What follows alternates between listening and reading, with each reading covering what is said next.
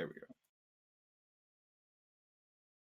Hello and welcome to another episode of the Theo Keeps Talking podcast, where you may laugh or you may learn. Available on Spotify, SoundCloud, Apple Podcasts, and new to the family, Google Podcasts.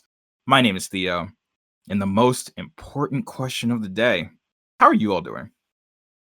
Last episode, I celebrated the 1 year anniversary of the podcast and my birthday. Threw that in there too. It was a great time reflecting, and check that out when you guys get a chance. Today, I have a very special guest on, Mr. Kevin Afoakwah, host of the Wonder Wednesday podcast. Kevin, say what's up to the people. Hey, what's good, everybody? My name's Kevin, aka Zach and Bro. Yes, I am the host of the Wonder Wednesday podcast. It's really interesting to be on the other side of the table here. So cool to be the interviewee and not the interviewer. And I'm really excited to get into the hot topics we got to talk about today. Sir, yes, sir. So right now, we just want to jump straight into it. Something serious that Kevin and I both wanted to address. On April 11th in Brooklyn Center, Minnesota, during a traffic stop, police killed 20-year-old Dante Wright. In response, there have been countless hot takes, conversations, demonstrations, and police escalation with civilians in the area for the past several days. Kevin, I know you deeply wanted to discuss this topic, and I'll hand it off to you.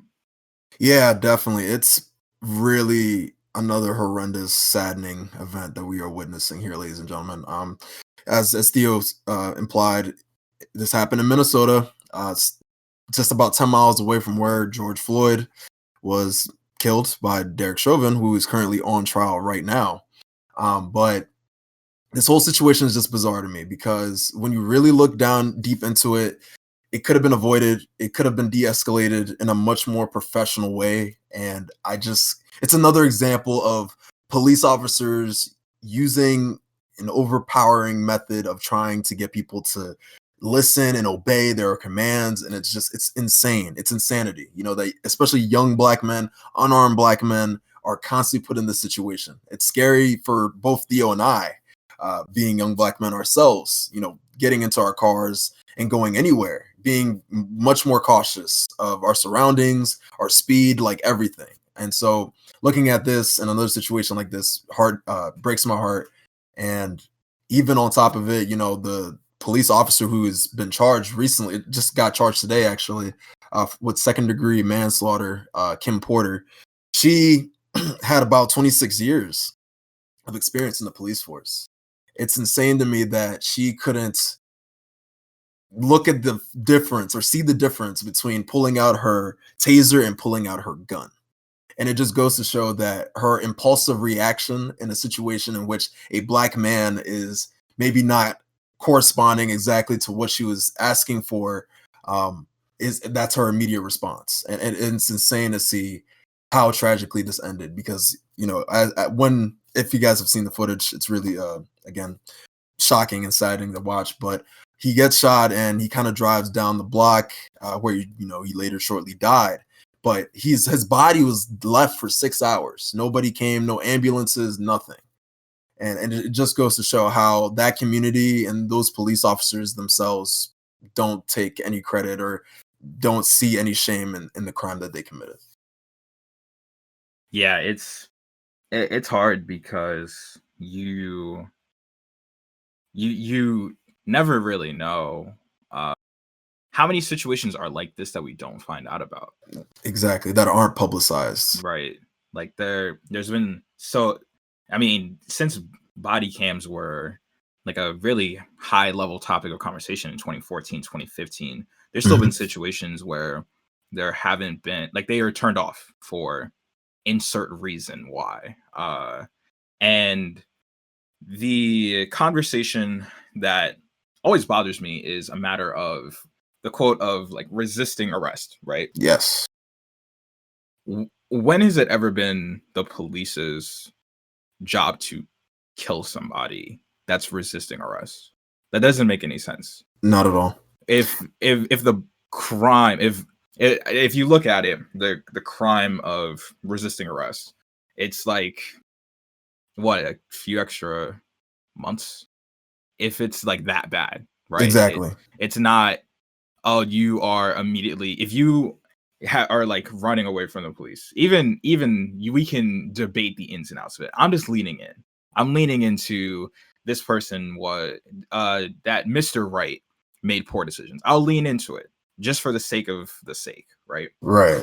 Under what circumstances is the police an executioner that if they're supposed to take someone into custody, that they also have the ability to kill someone?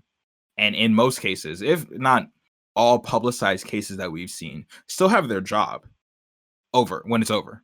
Exactly. There's Yep. no consequence. There's no Impediments to their none. licensing or None. their stature or their position. Nothing like that. And it makes me and many people around me feel that if I am in a situation with the police and I listen to the audio of the incident itself, Yep. and you can hear that clearly this person had a very, very strong reaction to actually shooting him. And my thought process is, if at any given point in time, if a gun is necessary for a routine, for a traffic stop is what they describe Traffic stop. Yep. then what is it not necessary for then in their eyes? For a traffic stop, if you need a gun, then clearly you're in the wrong field. You're in the wrong field here. There's like 3, 4, 5 people around this one person and his girlfriend, right? Yep. There is absolutely, and I mean absolutely, no need for the level of escalation that took place.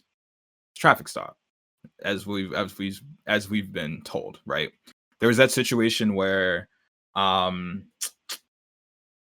there was another traffic stop where there was that the guy who's like active duty in the army was pulled over. He was in an SUV, and the police officers had their guns trained on him for the entire time, and then sprayed him in the face, made him get out of the car, never really told him under any justifiable reason why they were like aiming their loaded guns at him, made him get on the ground, and then they ended up charging him with nothing. What I just think it's really strange seeing people defend the police to the extent that they do, because there is very, very, very few professions on this earth where you can go to work, kill someone, and a year later have the same job. And the police happens to be one of those jobs. There's no other field like it. None. That's like for normal people, right? Where you don't need to go to college for it, right? Right. You just kill people. And the police union and their rules protect you from doing so. No consequence. No real consequence, right? And the hard part about that is when people are like, well, you shouldn't resist arrest or whatever. They're also implying that the police are perfect people. They're saying that a human being who is being pressured, stressed, whatever level of distress you're in when you are being confronted by the police must be perfect, but the police are allowed to do as they please. That's what I gather. Because I mean, I've had incidents in my life where the police have followed me, profiled me all the way to places that I'm comfortable going. And I mean, I've had very, very heightened like heart rates, and I just start panicking. You know, I mean, I don't know what's going on. It happened very recently to me. Another incident like that. And the hard part is, at the end of the day, there's going to be people who will say, well, they're a police officer. They're clearly doing something right, which is ridiculous, right? If police officers are granted this halo that if they have a bad day and a normal human being has a bad day, the police, because they're the police, are right. Correct. Even though they're human beings. And that's just absurd. They're human beings. Absolutely. Just like we're human beings. If police officers feel that Black Americans are inherently more dangerous than white Americans given the same situation, Right. then they should quit, because that is a prejudiced tendency to have. You could go as far as saying they're racist. I'm comfortable saying they're racist. If So we're the am I. same people in the same circumstance, but you believe I'm more dangerous because of this color of my skin, that means you're racist. Pretty straightforward. Yeah. And I think we also have to almost peel back this complete innocence narrative we try to put around uh, victims, right? Right. What we try to do is, because the media, I hate saying it like that, but it's true, because mass media, when something like this will happen, will immediately start digging for information about the victim, immediately start saying, well, he had a warrant out for his arrest and blah blah blah blah. He May I like add that he had a air freshener. yeah. And by Oh the yeah. way, I didn't know that air fresheners, like having those like little trees, air fresheners on your rear view mirror, is illegal, and that can call for a traffic stop as Crazy. well, which is insane. I mean, that is a really strange law to me, because I feel like those are sold everywhere, every gas Yeah. station, every grocery store, any place you can buy things, right? Yeah. So it's really bizarre that I feel like that was like the main reason they stopped him in the first place. Yeah. But I guess as things kind of erupted, they found out, oh, he had a warrant out for his arrest. He was resisting. Like, they just had so many reasons, or they felt they had a rationale that they could take lethal action against him. And Yeah. that's just super absurd. But Absolutely. continue. No, I mean, that's a fantastic point to add. And one of the things, like I said, like we have to do all this defending. Yep. Like, oh, no, it's like, well, he had a warrant out for his arrest. What's wrong with, like, why do we have to say that a person has to be perfect just so that they didn't have to get killed? That doesn't make any sense. It never makes any sense. And what the hardest thing about that is, you start playing identity politics with who's a person who should be alive. Yeah. No matter what, this is a person who should be alive. That's the end all be all. Even when you take it to the furthest logical extent, we've seen situations where Black victims, we try to justify their innocence by saying they were unarmed, right? Yeah. If they were armed, why does that make things worse if they can be? There's this very strange situation where in open carry states, Black people with guns are still scarier than white people with guns to the police, Come on. which makes it a very clear question you can follow up with. Why make it an open carry state if you're still going to be afraid of people having a license to do so? And it's just hard because we know this isn't going to end. Like, Exactly. I mean, I'm 24. You know what I'm saying? This will continue to happen, and it will continue to hurt in as many ways as possible.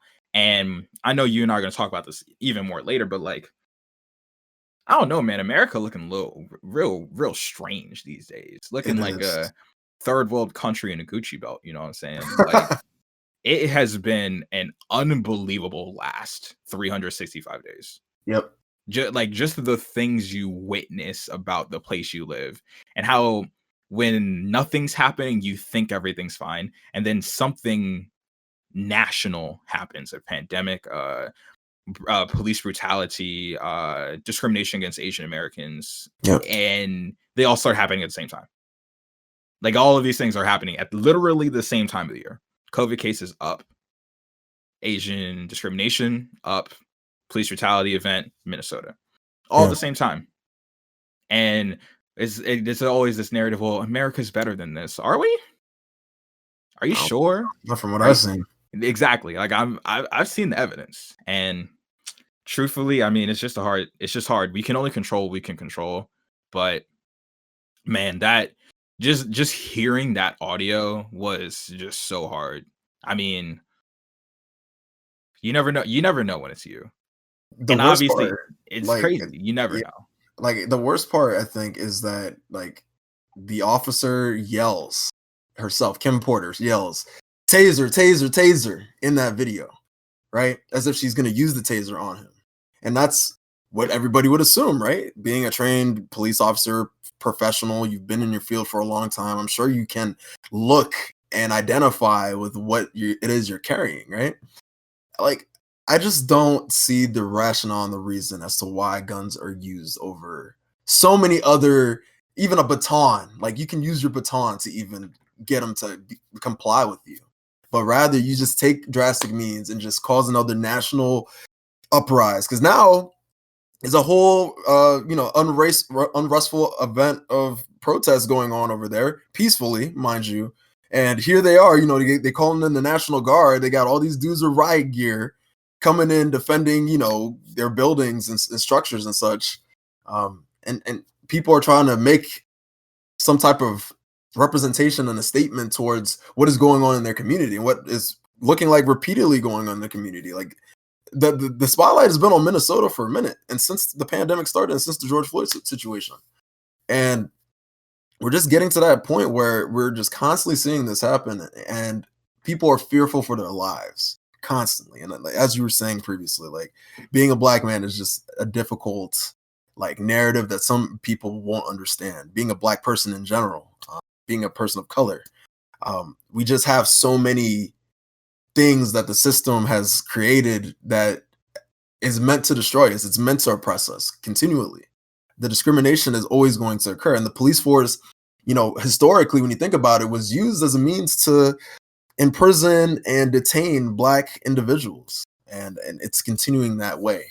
And that's why there's so much hatred and resentment in our community for that.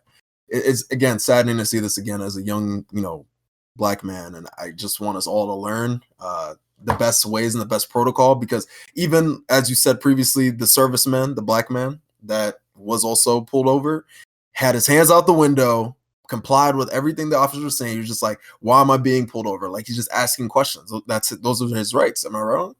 And so if the police can't give him absolute reasonable suspicion as to why he's being pulled over, then why is there even an escalation causing them to spray pepper spray in his face and then him be slammed on the ground and arrested? It's just so heartbreaking. This doesn't happen to white individuals. I'm sure they get off with warnings. And even, again, flipping the script even more when you're talking about the anti-Asian hate and violence, the spa shootings in Atlanta. Literally, a white man goes to 3 different locations and drives south of Georgia and then gets caught. It's just ridiculous. How can somebody commit so many crimes in a couple of hours and still not be brutally, harassed or anything like that? He's probably fed and hydrated.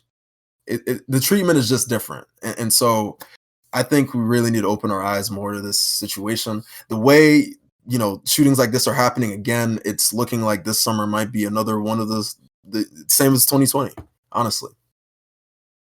Yeah, and then just the last thing I was thinking, just in relation to that, you have to ask a really just a tough question.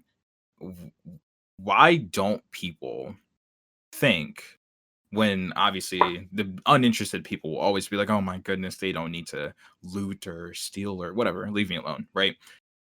Why don't they ask the question, man, another young black man or unarmed black person is killed. What are the police doing to stop that from happening? Instead of asking the question they clearly do ask, why? I understand that another unarmed black person was killed, but why do they have to destroy their own community? Why is the burden on us? Is the real question. I don't understand why the national conversation, when we have seen time and time again that this is a police problem. It's not much more complex than that. This is a police problem. Why do they still get the benefit of the doubt? And that's what hurts. You never know when it's you. And that means someone somewhere in Spokane, Washington is probably going to find some way to blame me because they don't know me. You know what I mean? They don't know who I am. They'll just see that I'm black and be like, oh, he must have done something, And that's how it's going to be.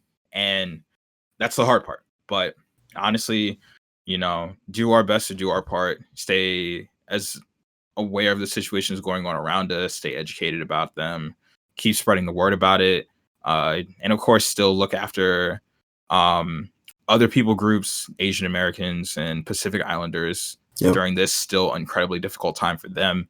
And honestly, we just got to do what we can with each other. I agree. Crazy, but we'll never, Kevin and I certainly will never let this one go. But for today, we're gonna have some fun. We're gonna have some fun despite the madness, because realistically, that's how we've learned how to deal with stuff. You know what I mean? But hey, thank you for talking about that. I'm glad we got a chance to. But sir, it's time to get to some recommendations. So, my own recommendations, as I do, I listen to the same like 4 songs every month, sometimes every 6 weeks. But I actually found some new ones, and I'm proud of myself. Got Ocean by Kawada, Honesty by Pink Sweats. I don't know if it's OSOM or Pink Sweats, by the way. OSOM. Yo, yeah, it's so good. Ali put me on. I don't know if it's OSOM or OSOM, but it's by J Rock featuring J Cole. And Out of sight, out of mind. There we go. Didn't even think twice about it. It's been so long since I actually paid attention. I just throw it on in the background. Out of sight, out of mind. Perfect. Thank you, sir. But OSOM, out of sight, out of mind. Just look up OSOM. You'll find it. And then Myself by Houdini. That's the most different sound out of all of them. Yeah, from what I normally listen to, but I actually really like it. Yeah, Houdini's amazing. I love that song. And then got some shows. Well, I got one show. That's all I gotta say. I already think I know what it is. Yep. Invincible. You got it. It is absurd. It is absurd. It is so good. This last week's episode, I mean, the first episode had me like, what? This one had me like that even more. And all I gotta say is this. Mahershala Ali was in this episode. This last Friday, episode 5. Mahershala Ali was in the episode. He stole the whole episode for like the first like 40 something minutes. And then another character none of us had met before stole the next 3 minutes after that. And then Mahershala Ali stole the rest of the episode after. So it was wow. This sounds heated. Yeah. I just need more. Like there's nothing more I can say. I need more. I'm kind of glad that it comes out every week, because I would literally fly in a weekend. Like I would never stop watching it. I'd show up late to work watching it, you know. But if my recommendations don't hit hard enough, let Mahershala Ali's unbelievable performance in this past episode be the one to guide you to this show. Yeah. So, go for it. I was just gonna say, yeah. I being somebody that was recommended this, by the way, on my podcast Wonder Wednesday.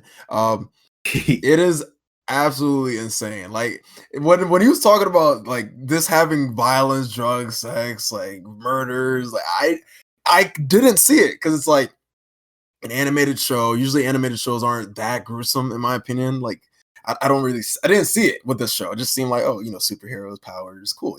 It's gonna be semi, peaceful, right? Until you get to the end of the first episode, and you're just like, what is going on? I thought there was a camaraderie. I thought there was an alliance. Like, without saying too much, like, it's just crazy. I just didn't understand it. And honestly, this is like the craziest first episode of any show I've watched, because I was just so confused. So I'm gonna jump more into this, and hopefully I have more to say. But like, wow, this is just really it seems immaculate. And if you're recommended it and it's this good up to episode 5 at this point, then I gotta keep going. So yeah. Watch your own risk as well. So that's another thing. But yeah, it is an elite level show. That's as simple as that. 5 episodes in, it is elite.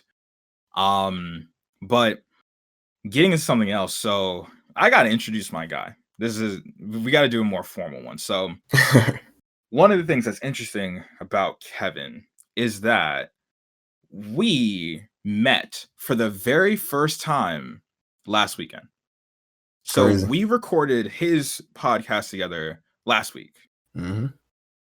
I still had yet to meet him in person. We had not met yet, right? Yeah. And then we met over the weekend. The vibes were confirmed. I'm like, this is my guy, right? But something I noticed before we recorded the first time, and I wanted to save a little sauce for myself on this episode, right? So Kevin and I have a lot in common for someone who I hadn't met before. A ton in common, actually. A lot. And the list is crazy. It's crazier as you get on, right? So let's just start from the top. We're both black men, obviously. We talked about that at length just now. We both went to school, like undergrad, in Pennsylvania. Okay, not too crazy, right? We both happen to be dating Asian women who are best friends. Yeah. That's how we know each other. And went to the same school. And they went to the same school. Our girlfriends went to the same university. They're friends. And then we just so happen to know each other because of them, right? Yeah. We have both been in relationships that are almost 6 years old. It's a long time. They're both long distance at some point in time. At least during undergrad. They were both long distance during undergrad.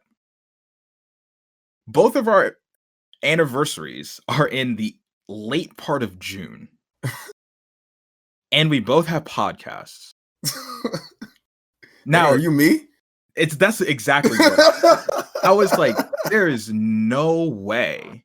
I've never met anyone who had that level of like baseline commonality with me before you. Like, I was like, this is impossible, but all of it's true.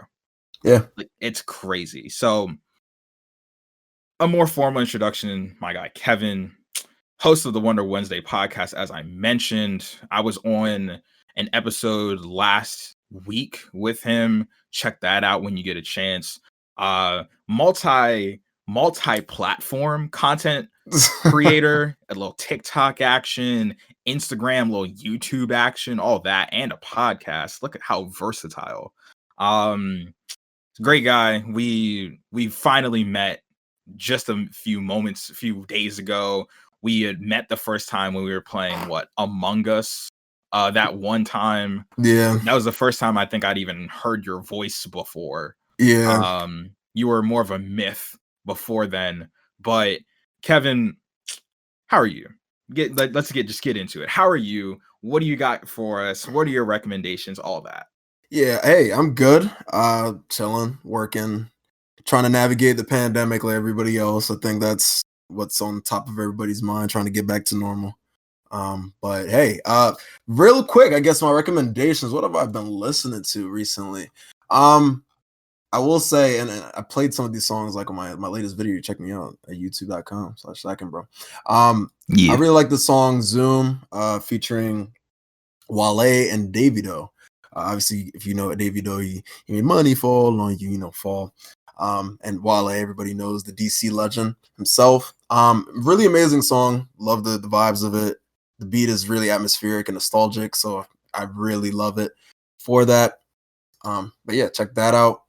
I've also been listening to, and I'm going to my playlist so I can double check. I actually just started listening to Brockhampton's new drop that just came out this past Friday, Roadrunner, New Light, New Machine. Really amazing project. These guys always drop bangers upon bangers. I'm sure you guys have listened to, because it was a TikTok challenge at one point, Sugar. Great song. And honestly, these guys are just so creative and vibrant. I really love their creative lens when it comes to music and production. So highly recommend you guys check them out. I've also been listening to, and actually funny enough, my girlfriend put me onto this because I wasn't even hip. Beautiful Mistakes from Maroon 5 featuring Megan Thee Stallion, because again, Megan's more of a rapper, and I'm like, how is she gonna come in the singing angle with Maroon 5? But she actually executes pretty well, and I really love this song. So check it out. Really cool combo of artists there. And last but not least, I've also been listening to the new 42 Doug song with Roddy. I feel like the song hasn't really gotten that much publicity, but For the Gang, pretty good song. And I kind of like them kind of mending their different type of vocal styles. Because again, Roddy Ricch is that more upbeat vocalist. Roddy Ricch is more of that yammering on type of rapper. So kind of a mumble rapper, but at the same time, I think these two combo each other really well. Those are my recommendations. Sir, yes, sir, yes, sir. So, I mean, that you had a lot of good recommendations over the course of hosting your podcast. And one of the things that you had mentioned in our last episode, we were just talking about COVID. We were talking about getting vaccinated and the plans with that. And one thing you wanted to bring up, and it's very much a current topic, is everything that's going on with J&J. Everything. Everything going on. So Everything. from your perspective, take it from the top. What's going on? What do you think? How do you feel? What's good?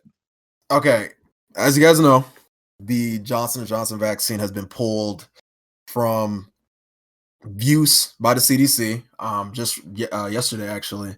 And it raises a lot of questions as to what could the possible other side effects be of this vaccine. As you guys know, there's been about 6 cases of older individuals, women specifically, I think, that have gotten massive blood clots because of this vaccine. So that is a major side effect, a very rare side effect at that, just to clarify, that people are experiencing because of this. And it's just raising a lot of alarms because a lot of people have kind of resorted to this vaccine because of the fact that it's only one shot. Might as well take all of the side effects now. That way you don't have to think about it in the future. And I feel like it does well for lower end communities because obviously I know maybe making the second appointment due to work or family or other commitments that they have can be difficult. So it's better to kind of condense that into one process for them. And that way they don't even have to think about it again and get back to their daily routines. But again, this pause and recall, honestly, of the vaccines comes about a week or two before as well, or after, I should say, of the facility in Baltimore that was supplying some of the Johnson & Johnson vaccine. By the way, these are like third-party vendors that were creating it. And these were pretty much like faulty, old and expired vaccines that they had and were potentially going to distribute to hospitals and pharmacies. And that's really concerning because we want to make sure that everybody has a safe process getting their vaccinations and such. And again, the vaccination rate has been pretty high thus far. I think over specifically with J&J, over 7 million people have been administered the vaccine. But again, like the same symptoms are prevalent in this vaccine as Pfizer's and Moderna's. But again, this concern now of them pulling them off the shelf is really horrifying for the people that have already taken it. And again, my girlfriend's one of them. She hasn't experienced any severe symptoms besides, feeling, cold, hot, feeling fatigued, having pain at the injection site of the vaccine. So it's a lot of things to think about. And I hope that they figure this out soon because there's a lot of families waiting for answers to many questions that they have. What are the long-term effects of this? And I think another thing to really clarify is that all these vaccines have an expiration date. So all of us thinking that, once we get vaccinated, we get our 2 doses or 1 dose, we're done. It's only going to last us till about October. And that's pretty much about to be the peak, when the cold weather starts coming in again. So who knows what winter is going to look like this year for us. It's going to be really concerning, but just wanted to bring that up because, some of the listeners even probably had the J&J vaccine are probably asking many questions as to, is anything going to happen to me? Yeah, it's wild because like it just seemed like such a cascade of events that are, I mean, you could almost say we're unrelated. They just happen to be by the same company. It's Right. like there's going to be a like a log jam of distributed vaccines, and then oh, by the way, there's blood clots that have been caused by the J&J one. Now, one of the things I saw that kind of, it's always in this debate that kind of, rears its head every once in a while. But they said It's like the math was about 1 in a million people had these blood clots, right? Yeah. Like it was like 6 people out of like 6.7 million people who have received it or something like that. So 1 in a million.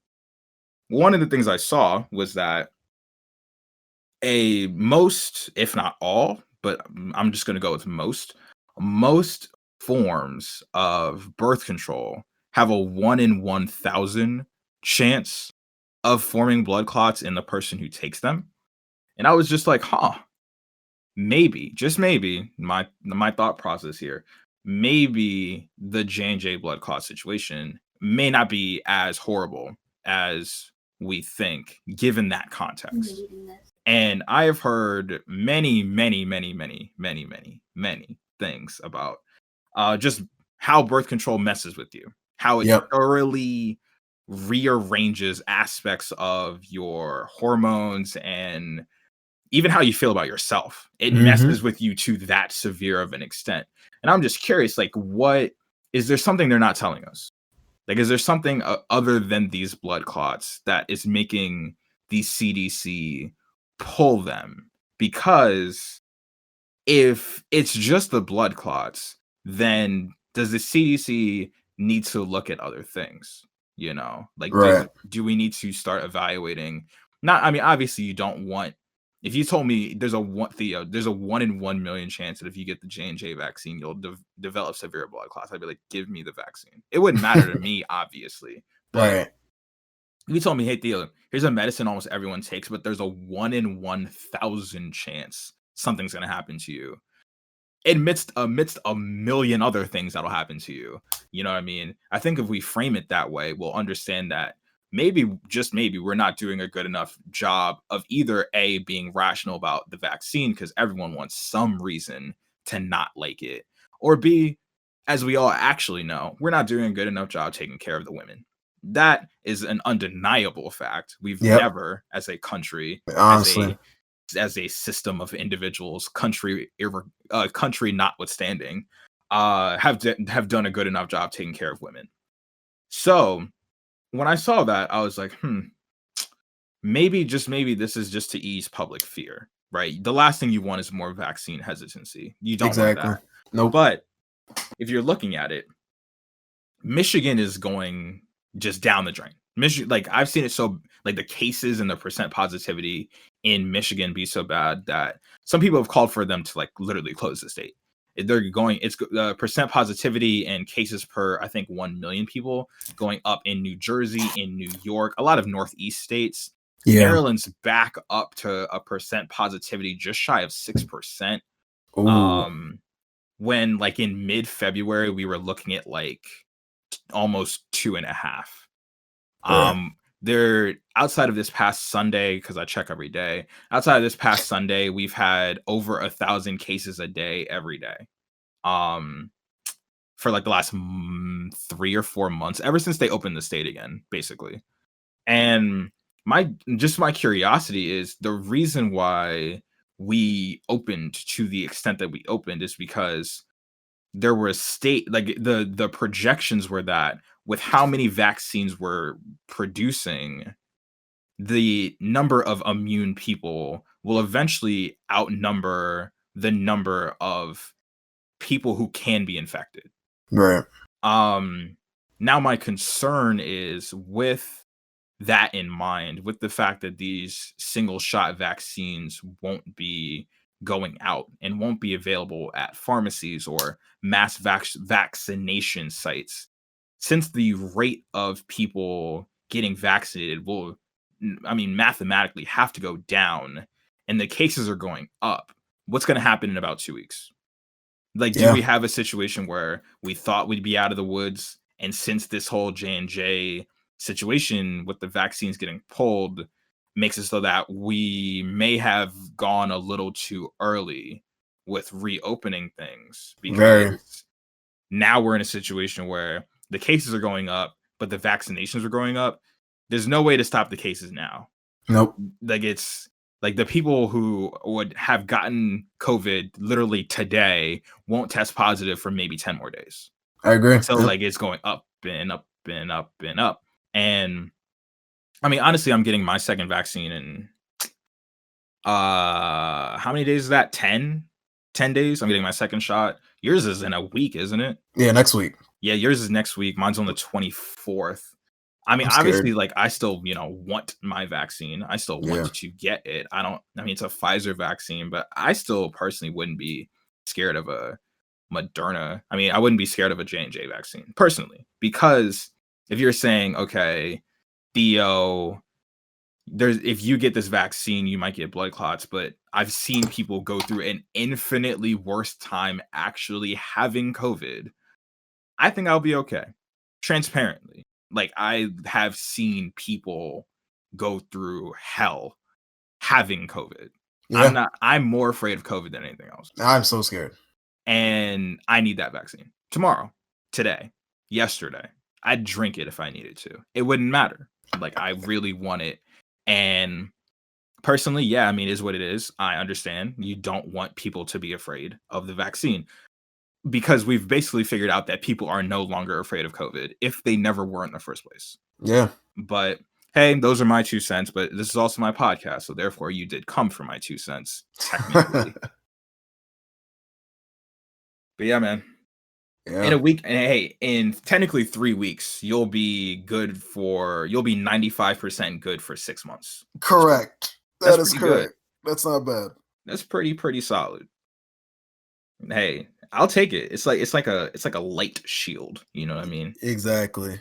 I mean, I know you're not as big of a fan of masks as I am, but I it mean, is what hey, it is. I'm not against masks. Again, like it's our biggest deterrent against the virus. That's the best way we can protect each other when we Yeah. need to be in the company of each other. But obviously life before that was much more grandiose, and we were able to interact with people and not feel because for me, the only reason that I kind of resent it is because it takes me away from the things I enjoy and the people I like to do those things with. And it makes me super concerned that I don't want to be an infliction on anybody's, families or anything like that. And so I kind of have that overthinking phase of that.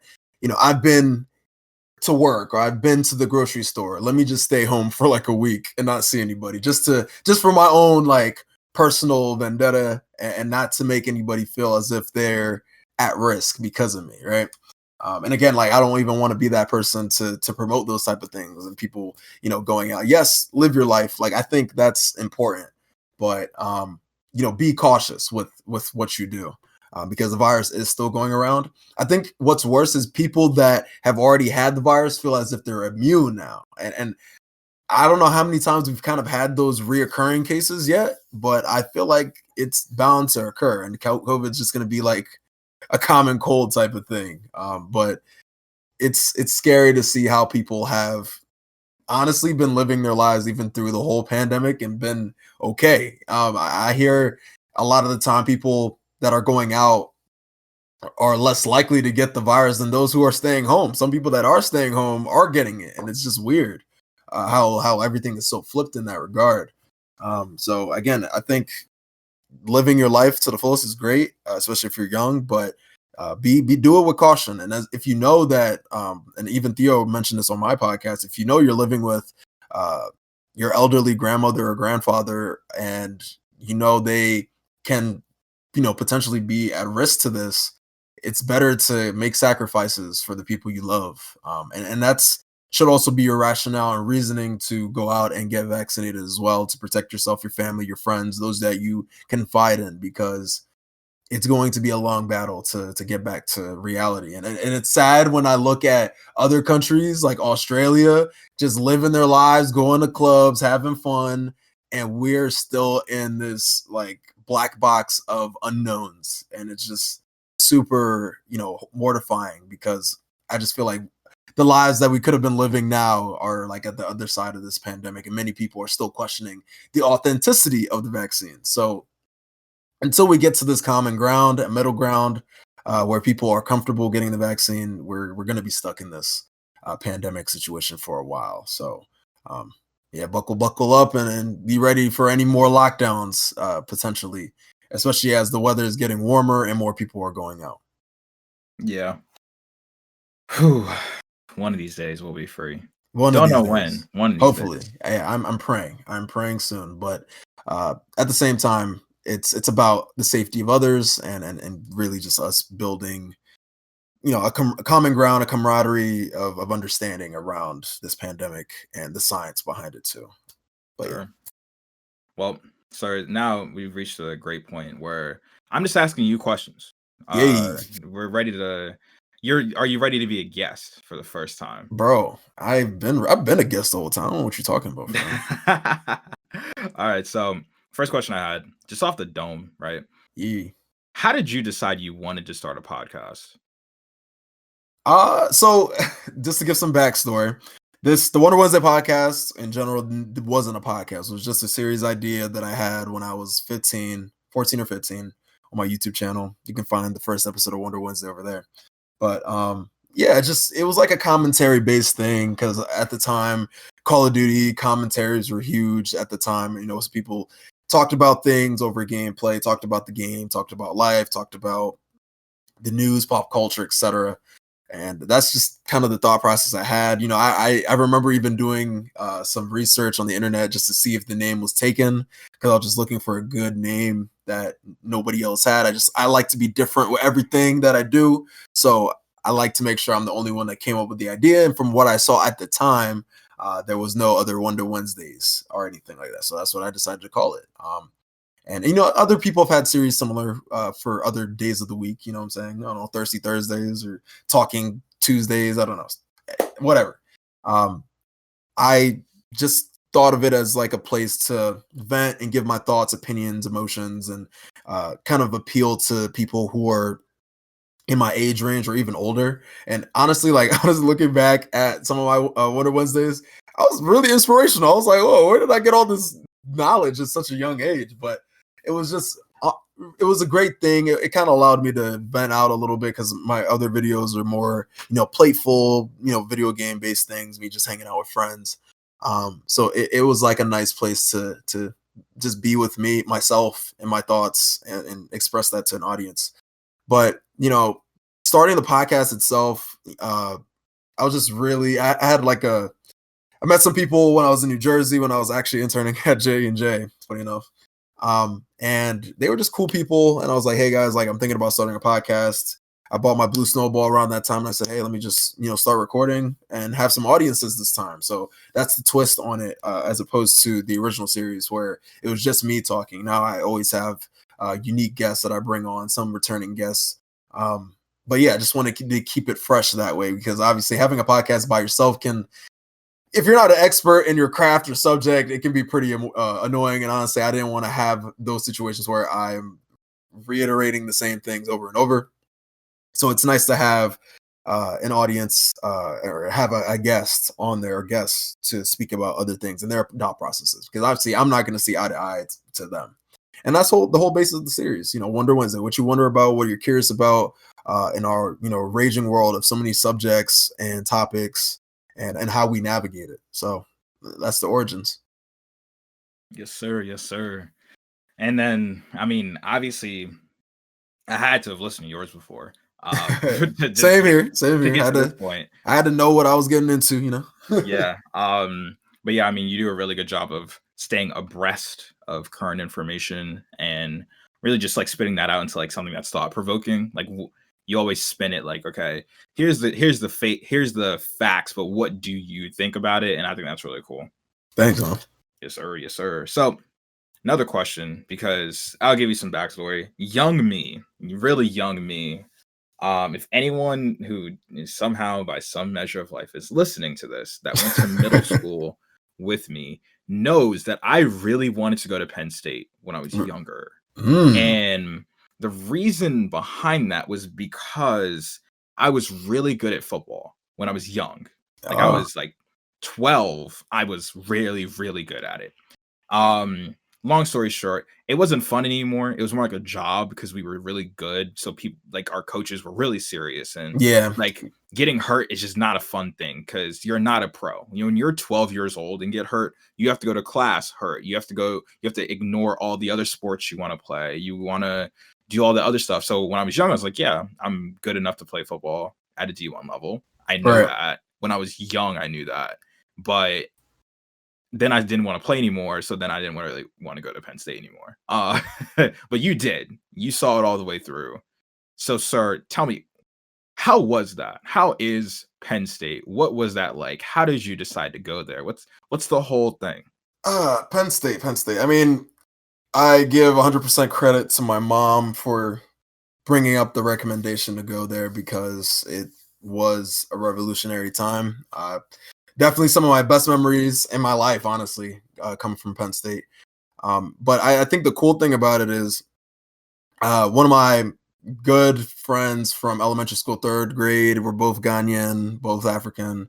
Him and I ended up being roommates junior and senior year. So it was just really cool to be in an environment in a place where, you know, there's somebody that knew me for me and how I act and my emotions and my thought processes. And we've ridden bikes and kind of just grew up in the same neighborhood. So it was just interesting being in that dynamic in that environment of a PWI. But obviously Penn State wasn't my first choice. I really wanted, funny enough, I really wanted to go to UMD because my grandpa wanted me. A lot of my family was like, you know, stay close to home, all that. And ideally, it just made sense, correct? But it was the best decision I ever made in my life to move out to PA and just kind of experience an area I'm unfamiliar with. And that's one thing that it taught me, you know, going to unfamiliar territory and learning how to adapt and survive and just kind of encompass yourself in that area because every state is different. And PA is I mean, there's a lot of similarities, obviously, but there are immense differences from where I've grown up because where we grew up is a much more, you know, minority dominated area. Over there, it's mostly white. A lot of those kids have grown up, you know, in certain situations their whole life. And it was just really interesting being in classes and seeing their thought processes to things and how they differed from mine. And that's where I kind of learned about biases and thoughts and beliefs and morals and all that. I feel like Penn State was a really great institution for that. Obviously, Penn State got some issues, and I will not lie to you. You know, it definitely doesn't serve its, you know, people of color very well in certain instances. And even to this day, I still see that occurring, which is sad. But you know, it's a great institution academically that, you know, I found really enriching. And, you know, I just honestly, it's funny because it was one of the last schools I got into, and I wasn't like, I was still on the fence about where I wanted to go. I was looking to stay in Maryland, but, you know, things just kind of lined up right, and I ended up accepting there. And I've made some of the best people I've ever met. You know, I still talk to this day type thing. I met at Penn State, so it's interesting to hear that you were really eager to go there. But hey, I think I lived your dream for you, I guess, right? Yeah. One of the things, so I actually have a pretty solid amount of Penn State questions for you. Hey. So one of my friends, like we lived on the same floor freshman year, and now they go to law school at Penn State, but it's like a completely different experience now because they started going to law school there when the pandemic started. Yeah. So they don't really have that much of the whole situation going. But I gotta ask, like, you were on main campus, you were at State College, right? Yeah. Let me actually clarify. So I transferred. So I was at a branch campus for the first 2 years, Penn State Harrisburg. I was in Harrisburg, PA. Then I transferred over to UP afterwards. So kind of like that community college structure, but it honestly was the same experience. Just in it was just more small scale at the branch campus. But yeah. Okay, so just like a fun, like this is, I mean, you could say this is a shot, but this is actually just a very genuine question. Yeah. I went to school in a city, Yeah. and I've always been near cities. Yes. Right. Yes. There was one day I was going to Toronto with my parents. Like we were going to Niagara Falls in Toronto, Right. and we drove through State College to get there. Right. Oh, okay. I just have to ask, just fundamentally, when football season is over, yep, what do you do? Nothing.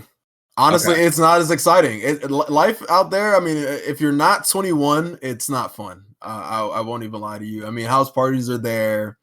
But I feel like as a freshman, if football season isn't going on, your weekends are pretty dull at some points. And I remember like some people sacrifice weekends of studying just to attend football games and tailgates and all that. And it's really like, again, those experiences are amazing. And those are probably some of the highlights of my time there. But like, yeah, bro, like there's just not much to do when it's not football season. I mean, our basketball team started doing a little better this past year before the pandemic started, but and that gave some people, you know, a semblance of going to some sports games then. But yeah, man, I mean, outside of that, you're just going to house parties, you're just chilling with your friends, or studying. And honestly, by the time football season's over, that's around the time people are starting to study for finals. So it starts to get a little dull from there. But Okay. Now, just out of another one, specifically Penn State, right? yes, sir. Do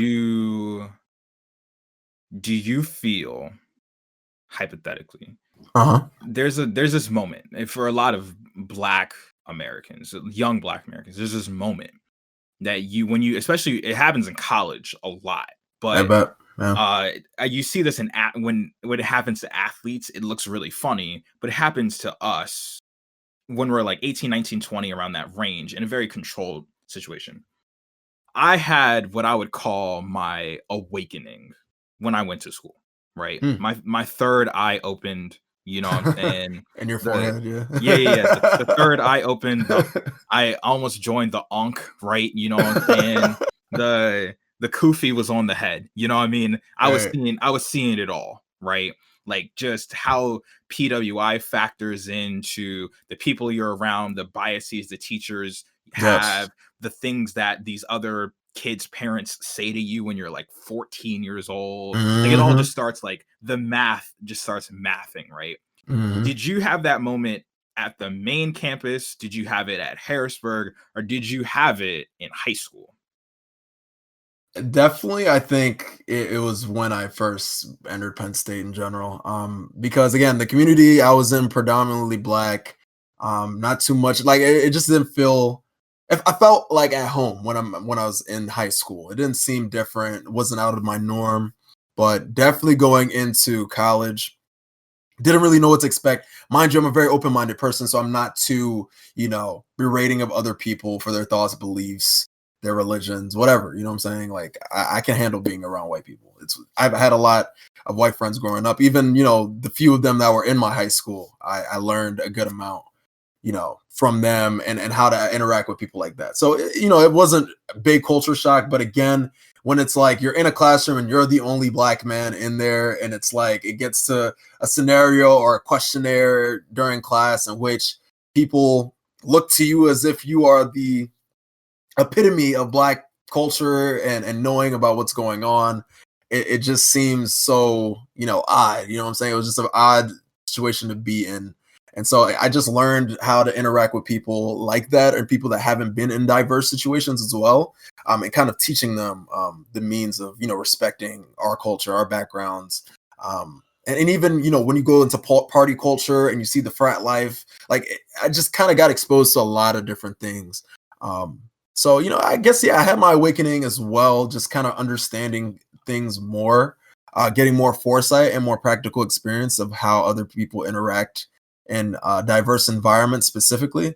But yeah, I think, I was able to adapt and just kind of accept as well that, I am going to be an outcast, but that's okay because, I'm here for, the same education that they are here for. Sure, we come from different financial backgrounds or, means, but it doesn't make me any different from them skill set wise. So Yeah. No, that makes a lot of sense.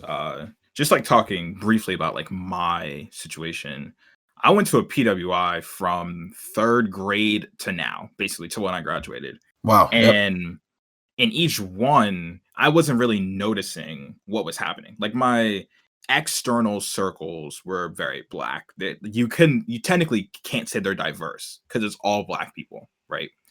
And then when I went to school, it was majority white. It was always a PWI. right, Then I went to school at Drexel in Philly, and I just remember it just started clicking. Like it was like my head is spinning when all the right, connections started coming together. And the thing about my friend group now is that it is one of the most diverse groups you could even like think of, right? So it's like my girlfriend is half white, half Filipino, right? of my best friends, one of them's Nigerian, one of them is black from Houston, one of them is an Indian man who was raised in Jamaica, one of them is Chinese man raised in Long Island, right? Right. And these are just the groups I start kind of like coming in contact with. And I remember just one day I was in school and I don't know what school was on the news or something like that, but they were making, oh, it was Liberty University. That's anyway. Insider. Anyway, Liberty University, right? They were on the news because some kid made a ICE joke, like an immigrant quote unquote joke that was unbelievably racist, and it made the news, right? And like 25% of the people who went to my high school went to that school, right? Wow. And I was just like, man, it's all coming together. I see it now. I get it now. Like Right. it's all the math is mathing right now. And I was just like, yep, I'm glad I'm out. I'm glad I've made it out. You know what I'm saying? Yeah. And it's just a great moment looking at it from like the outside, you Yep. know?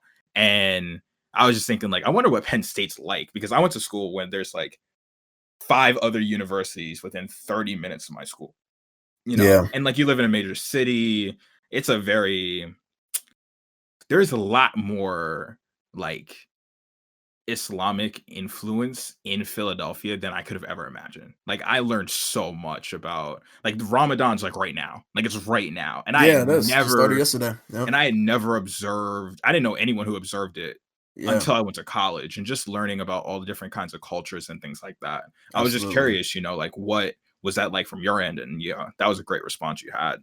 Yeah. Yeah, actually, just to add that, yeah, I think it's really cool, like learning about other religions and cultures. Like, again, you're stuck in your own bubble when you grow up. You're told that you're handsome, you're told that you're amazing from your Oh, yeah. parents, that Yeah. they love you, that your family cares for you, all that, right? Like, you seem like you're the highlight of everything in your own life, right? But once you get to college, you start to see that other people who also grew up like that come together. And sometimes it can be butting heads. Some people are competing against each other. And especially like I even had a conversation with this young sophomore from Cornell who reached out to me. And, you know, I was asking how it is being in an Ivy League, because I bet it's super difficult to kind of be there, especially, you know, as a man of color and all that. And, you know, he just told me like he feels it definitely, but at the same time, there are people there that don't care. You know what I'm saying? And that's another place. Like in college, you really find like people who are super in tune to college, and others that are only there because of their parents, or people of numerous generations have gone to that same university. So it's like they're destined to go there and destined to major in engineering or something in particular, you know? So it's like, again, everybody's family roots and background is different. Everybody's religious backgrounds are different, and you have to respect that, right? And I have no issue with that. And it's nice because I get educated about it and understand how they observe their, you know, their religions, like Ramadan, for example, and why they need to fast. And I think, you know, I'm happy that I actually kind of had that exposure at a young age myself, because I have a friend in particular who is Muslim, and I remember he had to fast around the summertime, and I was just like, why, right? And, you know, he educated me on that, and he gave me some clarity, which was nice. So I was happy to understand that at a young age. But it sucked for him, because like he'd hang out with us and then we're eating ice cream or pizza or burgers and we're out, and it's like he's just there like whimpering, right? Because he wants some. But yeah, great point as well. Yep. No doubt. So there's one topic I was about to get into, but we're in the flow of it. I have to ask you this, right? Yeah. So me as a person, I am Black American. You've met me. I am straight out of the Ghirardelli factory dark. You know? And I have made it a very conscious point in my life to mention that I'm a Black American. I do not actually say I'm African American, because none of my parents or grandparents or great grandparents or their parents have ever been in Africa before. Wow. Like none of them. None of them have ever been to Africa, let alone been from Africa. Now, have you taken an ancestry test at all? No, but the reason why I still wouldn't is because of like the cultural influence on it. Is if I don't have anything to show for that lineage. I don't claim it. I am 100% American. There's no I feel actual that. tie other than the fact that I am black to the continent of Africa. I don't know if I'm west, south, northeast. I mean, I'm probably not, Egyptian, but we can probably only get rid of a few countries You at a can time. dream. I'm probably not Moroccan, you know what I'm saying, but you know what I'm saying. So I make it a very specific point that I say that I am a Black American. I have nothing to tie me back to Africa from a cultural standpoint or a biological lineage standpoint as far as my grandparents and down Even great, go. yeah. Even great grandparents, all Americans, right?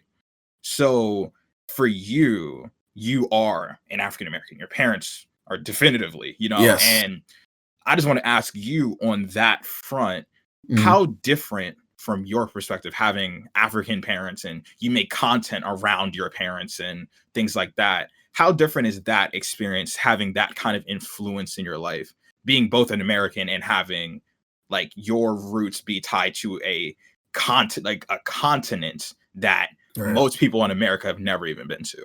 It's an interesting experience, and again, like the African diaspora is super unique in many different facets. And again, it makes great content because African families have their own set of biases and beliefs and morals that they have been taught from generation to generation, and they kind of put that on their children, especially them being immigrants from their country and coming into America. Even though they maybe have made that success of coming to the country and establishing a life for themselves, they want their children to do better. So they ingrain that and they instill that into them at a very young age. So that's kind of like what I kind of grew up understanding and understanding that methodology. But it is interesting just looking that I can kind of look back at my own culture and background. I can go back to my roots, my country, and see my great grandmother who is still there. So it's interesting, and I even understand the language and speak it myself. So it's nice to be bilingual in a sense. But yeah, I mean, it's an interesting experience because growing up, you're looked at differently, especially to the Black Americans, or as we like to say, katas. And so what it is that you are kind of you think differently than those that have already kind of established that they are Americans here. And sometimes it can be, you can butt heads with people about that too, because they might not understand or know their lineage, but are curious possibly. I even, funny enough, yesterday there was some kids that I saw, and their dad, I think, was Nigerian. Yeah. And when my dad asked him, like, where's your dad right now, and he was like, oh, he's in Texas. And he was just saying you guys need to be more in tune with your culture and stuff, because obviously they have grown up in America their whole lives. They don't really subscribe to their background in Nigeria. And all he knew was like, oh, I mean, I know my dad comes from Lagos, right? But he didn't know where Lagos was, right? So that's what concerns me about, like, maybe the youth who are immediate descendants of immigrants that don't know their cultural backgrounds. Your situation is different because, again, for generations now, your family has claimed to be American. So it's understandable for you to claim being a Black American as opposed to African American. And there shouldn't be any discrepancies, I feel like, between those two. Now, another thing I kind of want to cover is that, like, I feel like there's always confusion between those two, and I think we've already kind of addressed it. But I'm going to ask you a question. Do you feel like in the workplace, would you feel offended if somebody said, "You are my African American colleague" or something, for example?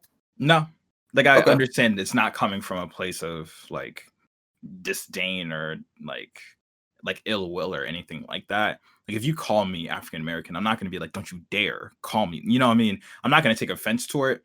But if you ask me to identify myself, I'll give that reason, like the reason I gave you, because from personally, it's really just out of respect. Yeah. Like I don't have anything to like tie me in from my perspective. Right. And I understand that there is a definitive what's the word I'm looking for? But there's a certain, I wouldn't say edge, but just it's a different culture Right. coming from Africa, having like African born parents, whether it like you're, I mean, you're Ghanaian, if I'm not mistaken, right? Like Correct. that's the situation. Yep. A good number of my friends that I met through school are Ghanaian or Nigerian, and the things that they tell me are so different of an upbringing than what I have gone through. Yeah. And just the international student experience. Obviously, you're an American citizen, so that makes it, a little different. Yep. But just people I know who are legitimately have been born in a separate country and then come to school in the United States, the things they go through are off the charts insane. And just thinking like, oh, I've never had to even think about that. I've never Yeah. had to worry about something like that. I put myself in the category I put myself in out of respect for all the things that they go through and the different heritage that they have, and like respect for, just the traditions that they have. But Right. if someone is like, oh, if someone's like, yeah, Theo's like African American, and they just describe me plainly like that in like a social setting, I'd be like, yeah, it's fine. Like, I'm not going to be mad at them or anything. But for myself, I would say it that way. Right. Yeah. I mean, I'm only asking because I see people that get offended by that sometimes. They're like, no, I'm not African. I don't have ties to Africa. Call me a Black American or Black. You know what I'm saying? I think, in my opinion, it's fair to just say Black because we all fall under that umbrella, right? That is, Yeah. blatantly our skin color and our background. So I think if you're going to generalize, if you don't know an individual, it's better to just say they're Black. So. But No, yeah, that's 100%. but I admire that you do not take offense to African Americans. So that's interesting. Yeah. I've never actually heard of that. People being unhappy about that. I've never heard Yeah. of that Yeah. before. I mean, obviously everybody has their own little connotations to it, but because growing up, again, even growing up for me, it was a little difficult because hey, you need to kind of fit the description, the swagger, the I guess the status that certain Black Americans put onto, African Americans who come into schools and, try to fit in and kind of morph into versions of them. Because I've seen people that have come from Ghana or come from Africa, and then they become completely different versions of themselves when they get here, when they start hanging around the wrong crowd and such, right? And I guess that's another thing I kind of learned growing up is that, my parents didn't want me to work with people who had malicious intents or were volatile in any type of way and to just stay out of trouble. So, that was kind of me. I was always kind of like the goody two shoes and staying away from any violent people that could cause issues. Because growing up, I again associated with many different people. Some of them were good, some of them weren't the greatest of people, but like I knew their hearts. So it's like I know when I hang around you, there won't be any issues, but out externally, they have other factors that influence their lives. So, but yeah, it's definitely interesting, and like as you were saying, like I've definitely morphed my content, especially in TikTok, around like the African and diaspora and how they discipline their children, how they grow up, how they must act in certain ways, or what is the rationale of them leaving home to do other things besides studying and getting into good colleges and being, in the STEM or STEAM category of jobs only, because that's all they kind of see at this point. But yeah, it's been an interesting experience growing up, and it's taught me a lot of things, and I feel like it's saved me as well because some of those same lessons have been a good positive influence on me, and now I'm being a positive influence on my siblings simultaneously. It's awesome. Yeah, I definitely was really looking forward to asking you that. Cool. And, I think that just understanding that there's so many nuances in people groups themselves. Like even a really simple example. You're from the DMV and I'm not. Yeah, Like that's true. I remember when the term got really popular. It was like 2012, 2013. Yep. And people in like the middle of like Westminster were saying they were from the DMV. And I'm like, you're not. You're not. You're you really aren't. Like, and I mean, you and I know the rule. Look up the DC Metro map. If you can see where you would live, then that's where you're in it. But if you Yeah, can't see where you would live, then you're not there. It's pretty exactly. straightforward. Easy. But that comes with its own culture, that comes with its own, just level of understanding, how you dress, how you address each other, the food you like, all that stuff too. So, just like wanting to just talking about the different styles we have and upbringings we have is really cool. Yep. Yes, sir. Absolutely. So now for something I've been looking forward to ever since I heard you at a podcast. This is this is really what we're here for. So we briefly mentioned earlier on that we are both in long-term relationships. Yeah. You, even more specifically, of all the coincidences and commonalities we have, you're the only person I know that's in a relationship at the length that you've been in that also isn't engaged, just like me. Yeah. Like Isn't engaged. all these other people around me are my age. It feels like they're either in a relationship that's like a little less than like a year and a half. It's like a year and a half and down. Yeah. Yep. I agree. Or engaged. There is no in between Wow. No in anymore. between. That's so wild. It is great. You are the only relationship in my like primary friend group. Actually, no, there's one more. There's one more. All right, yeah. I'll add one more.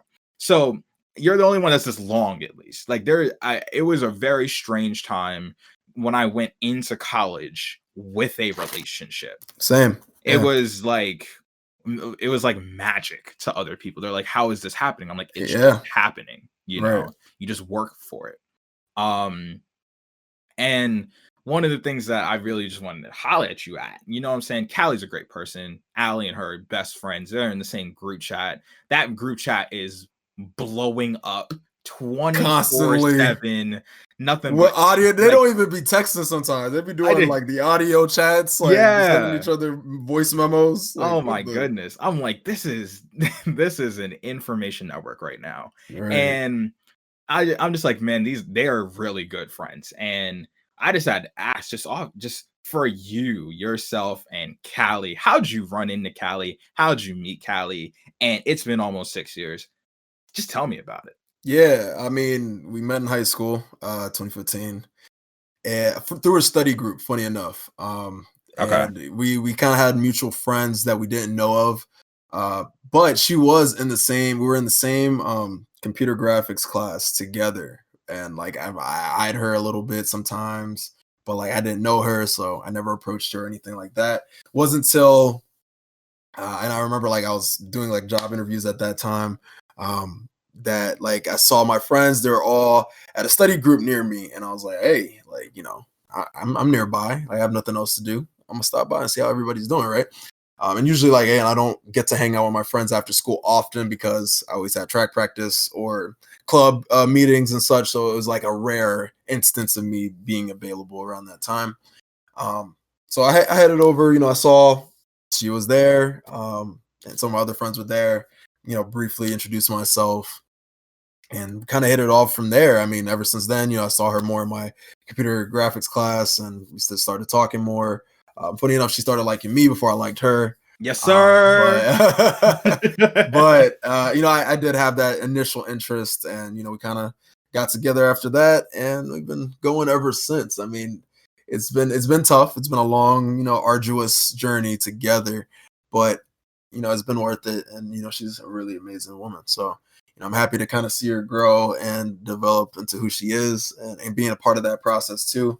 I think that's how relationships take form and kind of keep that long lasting flair. Even some people probably look at long term relationships as, oh, it's over type thing, or it'll end soon because you're not together as much anymore. But when I tell you, I sacrificed my weekends and time, and it was difficult, like taking buses back and forth, because again, I wasn't driving at the time. Earlier on, it was hard, it was really difficult. But I admire myself, and I give myself some compassion as well to be able to balance all of that with school, because obviously college comes with its own challenges, and even I missed out on things too. I won't even lie, like that's another thing that also contributed to the relationship. But when something's worth it, you kind of keep going with it, and so that's kind of our love story for now. Yeah, man, it's something, because And you and I briefly mentioned this when we were talking this weekend, but just kind of bring it up again. The long distance aspect was completely different between you and me. Yeah, yeah, yeah. So you were in Harrisburg and then you were in State College, and Callie's in Towson, right? Yep. There is no easy mass transport option between State College and Towson. Like, Yeah. people in State College have never heard of Towson before. Yeah. You know what I Nope. mean? Like, Most likely no. what's Towson? You know what I'm saying? People in Philadelphia are like, what's people in Philadelphia know what Towson is because Drexel and Towson are in the same conference. Conference. Yep. So it's like, okay. And for me, it was way easier doing the long distance. Well, transportation wise, it was easier doing the long distance because it's a highway. I-95 will take you from Philadelphia to Towson in an hour and 45 minutes. It's right there. Yep. Yeah. If I Yeah. want to take Amtrak, it's an hour, right? But It is expensive. it's pricey, very pricey, but it'll get me there, right? But you though, I mean, not to be completely rude, but the middle of Pennsylvania is indistinguishable than any other middle Nah, of bro. Yeah. The heart anywhere of else. PA. Yeah, like you are in the middle of Pennsylvania, and if you drop someone from any other major city in the middle of Pennsylvania and said, "Guess what state this is?" They could guess literally any state they could.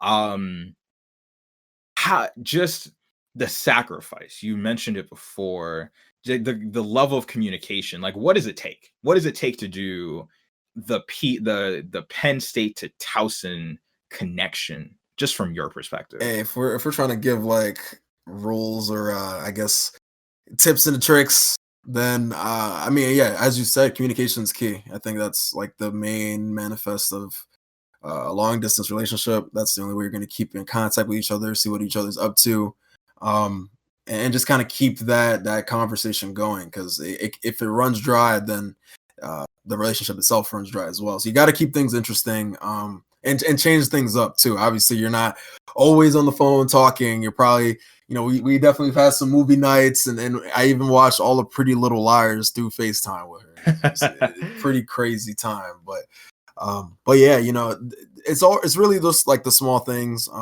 that go a long way in those type of situations, because there's only so much you can do. There's some weekends that I couldn't make it because, again, I was even a student athlete while juggling school, and even later on in my college career, I was juggling multiple jobs on top of it, and clubs and organizations and leadership roles. So it really just compounded, and it's really just how you base and manage your time, because obviously you're gonna have classes, your significant other's gonna have classes as well.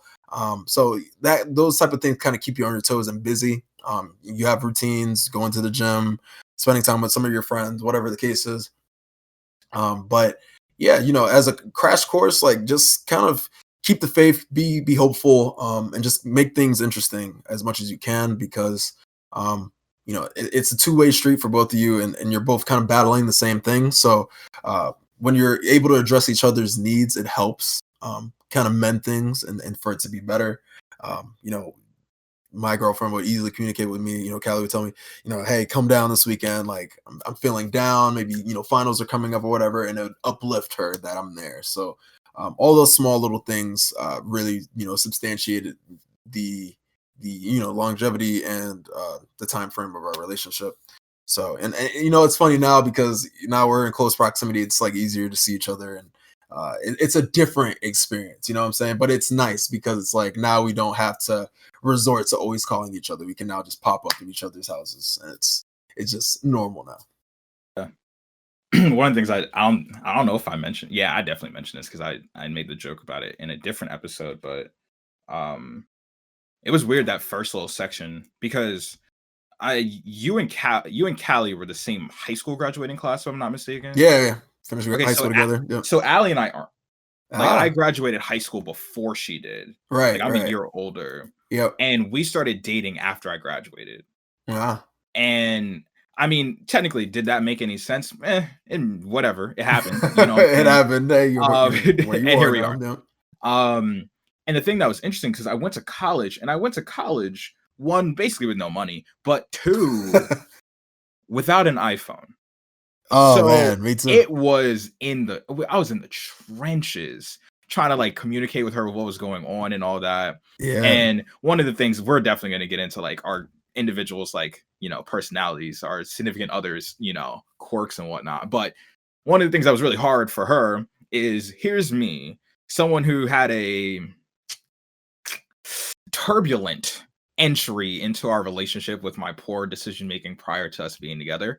And I was living on a floor in a dorm in a major city that had other women on it. Yeah. Like I was in a co-ed floor, right?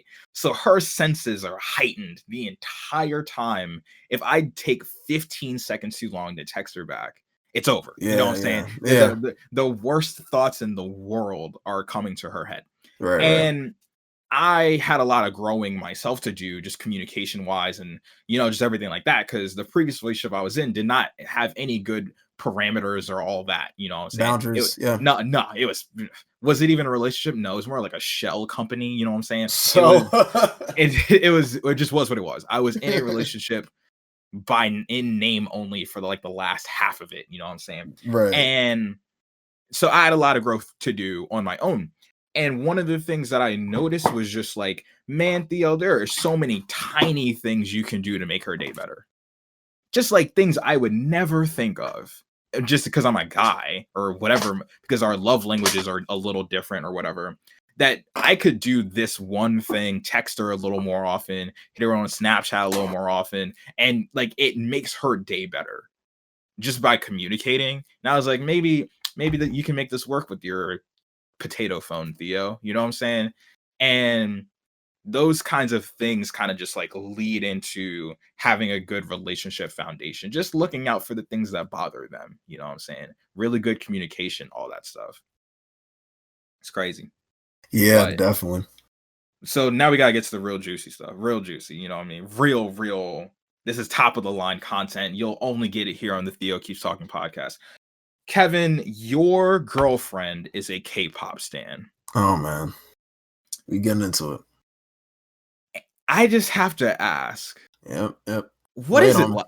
What is it like dating a K-pop stan? Like what does that entail? Oh man, it entails you going to concerts, trying to get tickets that are freaking hard as getting a PS5, them having fan accounts, them having biases, them having all these different things. And it's just super interesting when you kind of look deep into it, because it's just, I don't know, it's just a different experience. You know what I'm saying? Especially in the K-pop stan community, I think those fans and that fandom in general is super cult. You know what I'm saying? Like they just hardcore, they go hardcore for their fandom and their bias, and they just base their whole like personality and aroma around that individual, and they know all the facts and everything. So it's like you get all that spewed onto you, and it's like, you know, right?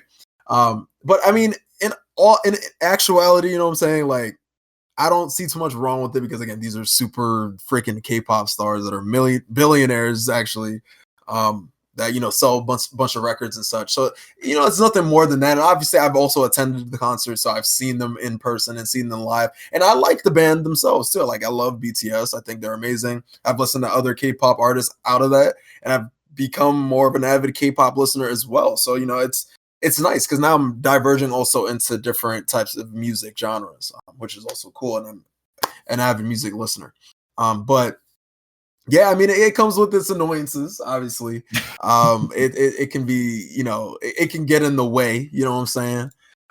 When you're being compared to all these super, you know, amazing, coordinated, like dancers and, you know, choreography and all this stuff. And it's like, here I am just working a basic job, and here they are living their lives, traveling, and have so many girls running on their tail, right? I mean, hey, is what it is. But at the same time, it doesn't really bother me too much. Hey, it's funny, my friends and I like to compare like which female celebrity we like more. Oh God. Between like Zendaya and Alicia Cara.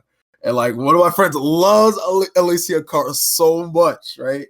And it's like you try to compare Zendaya at all. He's like, Zendaya's trash. Like, she can't do anything. Malcolm and Marie was trash. Like, it was just such an ugly relationship. Like, all that stuff. Like, he's just always berating us, right? But yeah, she doesn't get mad about me having that, hey, Zendaya is awesome. She's cute. I think she's cool, right?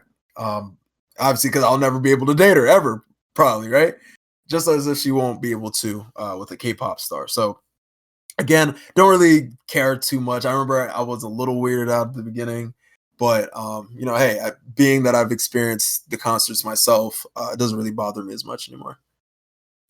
That's a really interesting answer because, like, our relationship, Ali's and I's, is so different in terms of the lines of that. Because I remember we were at the park this past week, and like Callie was whatever the thing she was holding. It had his name Namjoon. Is that the name? Is that the right name? Right? Kim Namjoon. Yeah, Kim Tae-young. Actually, sorry. Okay, Kim Tae-young. Yeah. Okay. So, but either her or Bez had a Namjoon thing, right? And they were, and I was like, "What is that?" Because it has their face on it, and it like it was a coffee, like yeah. And I asked Ali, "What is that thing that they're like?" I thought it was hairspray because it's in that like the container really looked like it. Yeah. And I'm like, why are they just carrying that? Like, I know they take a lot of pictures, and it has this K-pop dude's face on it. Why would it be anything other than like cosmetics? And then like Callie starts opening it and drinking it. I'm like, what? Chemicals? What is that? And it's like, oh, it's a latte. I'm like, oh, what? They're like, yeah, they just sell the latte with their faces on it. People buy it. I'm like, what? This is crazy. Right. And I just find it hilarious because with Ali, she's not into real. Well, okay, let's back it up. We gotta start from the top. All right. Ali was a One Direction stan. Huge. Okay. Bigger every than girl. Big. Every girl. Right. Like, she loved them more than most things ever. Right. And I just had to get used to that. Like, that was like, she was entering the tail end of that phase of her life when we started dating, but it was still there. The embers were still there. You know what I'm saying? Right. And I was just like, okay, just like, okay. And I remember there was one time they broke up, like One Direction broke up. Yep. And I just told you the story. Zayn had released Pillow Talk, and I was like, great song, by the way. And I was like, I came home to her from school. She was still in high school when this happened, I think. And I was talking to her. I was like, hey, I listened to that song Pillow Talk. It got a little Wayne remix verse on it. That was kind of good. I think Zayn's got a good career going for him, right? She didn't talk to me for 30 straight minutes. Like, just dead silence because she was so unhappy about them breaking up.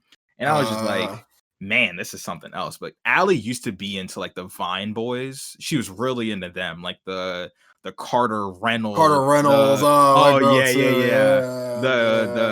now she think he's trash now. It's funny, yeah. Nat Espinosa. She was really, really into those guys. And I decided to kind of, I was just kind of there with it, right?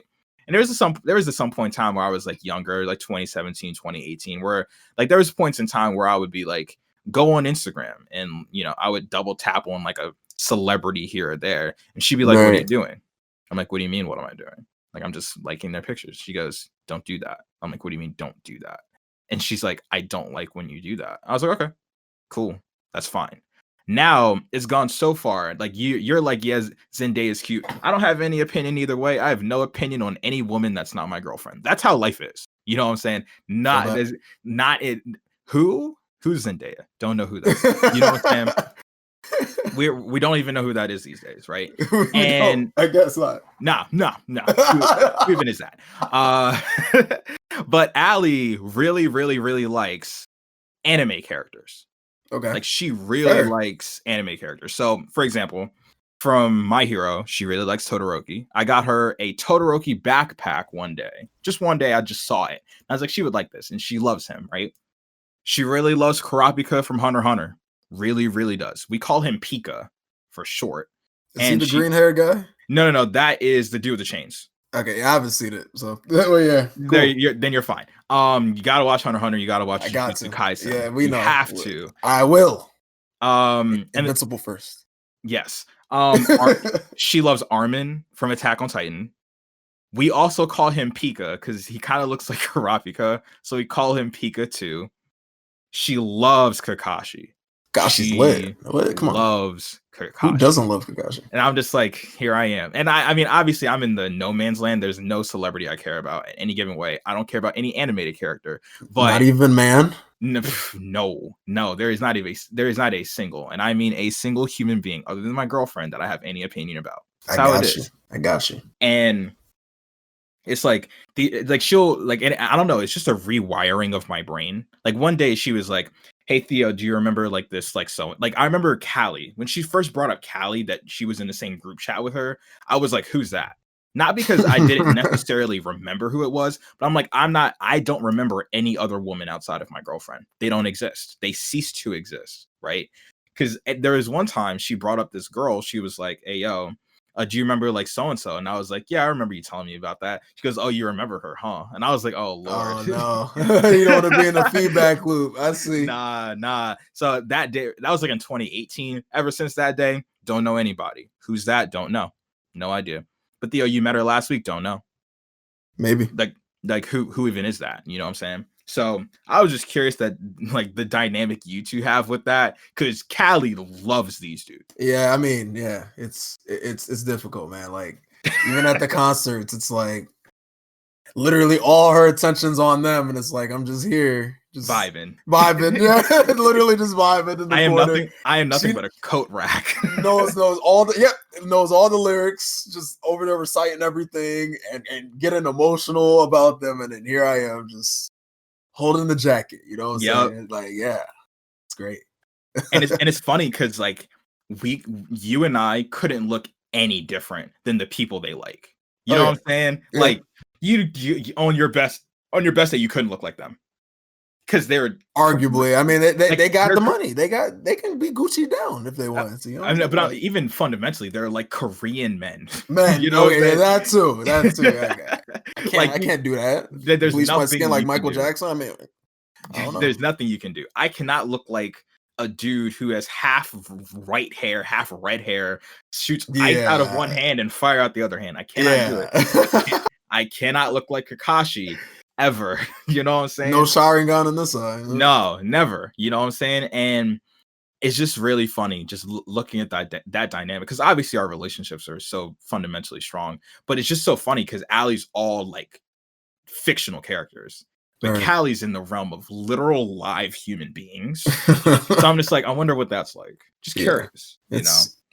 Interesting dynamic. Hey, if they're listening, we love our girlfriends more than anything else on this earth. But we just had to, you know, talk about that. Just meant, you know, guy to guy, relationship to relationship, because there's not that many other people who are in relationships as similar as ours. You know what I'm saying? Correct. I agree. Be like that. So last few things. First, you said you mentioned this like last time we were talking. You run a lot, and you ran track in high school. Did you a little bit of college? Yep. And so you carried that? Did you do like D1 level at Penn State? Did you do like club? Like what was that like? I mean, no, not D1 level, but it was cool. I mean, competitive still, regardless. But honestly, initially, I wasn't even thinking about running in college because I was like, bro, like college, I want to focus on my education. You know, it's going to be a tough process. And, you know, especially as a freshman, I want to make sure I transition well. So, bro, I just wanted to come in with the best mindset. Long story short, I got enticed and convinced by some of the team members, and they just kind of showed me that I can balance everything out. So I ended up running. But I'm a mid-distance runner. I was a mid-distance runner, still am, I guess. But I love running long distance for the most part, you know, 8, 9, 10 miles sometimes. Haven't really been doing that as much, but I want to start getting back into it because I want to eventually run like a half marathon and then work my way up to a marathon, just because, you know, it's something to kind of a milestone to break because I've never ran that far before. But yeah, I just want to do those type of things. But yeah, I've been running for a little minute, and I made it out of my own volition, you know, at the start of high school, because growing up, I never, you know, I did sports here and there, but I felt, you know, kind of left out after my freshman year of high school, not doing any sports. I just wanted like a dedicated coach and all that. And so ended up joining track, long story short, and kind of finding my niche and finding some passion around running because it is therapeutic, it is rejuvenating, and it strengthens me. You know, it gives me some sense of vitality and a sense of, you know, purpose. And it helps with even the most mundane of things as well that maybe I wouldn't want to do, but I end up doing. And even the training overall has disciplined me as an individual to get things done and to abide by the things that I promised to do and such. So, yeah. That's awesome. Yeah, nah, me and running are not. It's just not it. Like, I get bored. I don't know. Like I feel you. I mean, definitely it gets to a point. I mean, depending on how long you're running, like definitely I've had like maybe hour and a half runs and I'm just like, bro, like this is just boring, right? Yeah, I agree with you. But I mean, I guess the benefit is what I more so look at it as. And it gives you like, you know, because when you're running, you're not really thinking about, you're in your own head, right? And it gives you time to rationalize in your life, maybe how the day went, whatever the case is. You kind of just go into this moment of, I guess, flow, and you're just encompassing yourself in yourself. That usually kind of happens to me. And that's where I try to like remove the fatigue and lactic acid that I'm feeling in my thighs as I'm running as well. It's just kind of getting more into my head and not thinking about the externalities of everything. It's nice. It just kind of gives me a break from reality. And it was really good to have it, especially in the middle of my day, especially during college, because it gave me a break from the morning classes and kind of gave me some brevity going into my afternoon. And I'm more optimistic, and I have like a positive mindset as well after my runs. So that was also a nice benefit, like a boost in my dopamine. You're a psychopath. What? You can think about other things when you're running? Nah. I mean, nah. When you run so long and so much, it becomes routine. So, you know, eventually it just happens. But obviously initially, like if you're out of shape type thing and you're running, Yep. like you're gonna be focused on your breathing and you're gonna be focused on when I'm gonna be able to stop. That's what you're gonna probably be thinking about. Most definitely. I mean, I guess it's just like different because I can lift for the rest of my life. Put me in an actual full gym, I'll be there. I'll be there for 6 hours. I'm down with the gym. I'm both. I wouldn't say I'm a gym rat, but I love lifting as well, and I see the benefits between both, and I like both a lot. And definitely lifting is another type of mentally straining activity too, because you really have to think about it and be focused in those moments as well, because you don't want this weight to hit you in the face, right? So you're gonna push it up and down. So it's kind of that same mindset in actuality. But yeah, bro, I can't you even gotta hit remember. the gym. I literally cannot remember the last time I ran for more than like 25 minutes, 25, Wow. 26 minutes. Because Yeah. because here's what I mean. The last time I decided to run for a distance, just because I did a 5K for breast cancer research in 2017, I think. Right. And then anything past that, I was just like, if my body responds really well to just jogging for maybe 15 minutes, then why do I have to do anything more than that? That's literally what I think about. Because I'm Right. just like, if I'm just like panting in the middle of the Philadelphia traffic system, when I was in school, I was like, nah, I'm good. You know what I mean? Right. Especially because like in Philly, since it's a city, it's hard to like you're either just running around your block, which is kind of boring, and you have to like stop for all the cars and everything. So you're like, okay, you're going on a trail, but the thing about a trail is that one, there's other people too. I'm like a bigger dude. I'm not some svelte Nike ad runner like you know what I'm saying? And three, if it starts raining, I gotta run the whole way back. Like Yeah. that is a 2-pack of ass. I don't want to It do does that. suck. I've had my days like that. Yeah. I almost thought about running today on this rainy day, funny enough. Nah, that's not it. But yeah, man, that's really good. I know that was one of your points of contention when you were mentioning we were talking about masks on your podcast. Like that inhale, you know what I'm saying, gets real dicey with the mask and like Yes, caught in with it. it does. It does. Last thing, well, last actually not. We got two more things because this is great. We were talking about video games last time, like on Yeah. your podcast. So, just for your like recollection, what got you into gaming? Like, what were your first few games that kind of got you in? What are the ones you're into now? And like, what would you say your favorite ones, like ever? Like the ones that you're just like, yep, no matter what, I can go back to this one, or this one has a really special place in my heart. Like, what are those for you? So I think everybody can say when if you were a late '90s kid or early '90s kid, your first console was probably a Sega Genesis. That was mine as well. Um, Again, really amazing console. I remember growing up with it, using it in my uncle's, and playing Sonic the Hedgehog, which is like I think one of the best selling games for that console at that time. But yeah, that was like one of the first games I ever played. Then I got a PlayStation 1 when I was young. Don't really remember too many games. I know I played Crash Bandicoot, the original ones. What was the other one? Spyro as well. So it's kind of those animated based games. Then PS2 came out, Ratchet and Clank came out. Started playing some of those. And Jack and Daxter, that's another one. Also grew up with that game. So I liked a lot of cartoon-based adventure platformer type of games that kind of took you out your comfort zone. And you're exploring kind of an open, realm of things and getting collectibles and items and such. But once the PS2 came out again, I played more shooter games, first-person shooters. That's where I kind of got an introduction to all that. Started getting into the Medal of Honor series a lot. That's one of my favorite shooter games. Prior to even playing Call of Duty and such.